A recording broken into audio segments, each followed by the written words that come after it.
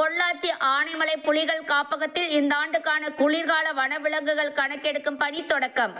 கோவை மாவட்டம் ஆனைமலை புலிகள் காப்பகத்துக்கு உட்பட்ட பொள்ளாச்சி, வால்பாறை, மானம்பள்ளி மற்றும் உலாந்தி என 4 வனச்சரகங்கள் உள்ளன.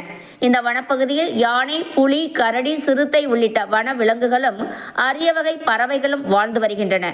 இங்கு ஆண்டுதோறும் வனவிலங்குகள் கணக்கெடுப்பு பணிகள் தேசிய புலிகள் ஆணையம் வழிகாட்டுதலின்படி நடைபெற்று வருகிறது. இந்நிலையில் இந்த ஆண்டுக்கான குளிர்கால வனவிலங்குகள் கணக்கெடுப்பு பணி இன்று முதல் தொடங்கியது. 4 வனச்சரகங்களிலும் 64 நேர்கோட்டு பாதையில் வனத்துறையினர் குழுக்களாக பிரிந்து இந்த பணியில் ஈடுபட்டு வருகின்றனர்.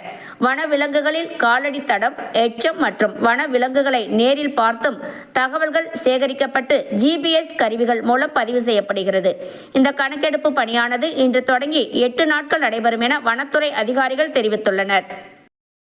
இதுபோல் அனைத்து செய்திகளையும் காண மனித உறுதி ETV சேனலை தவறாமல் பார்க்கவும்.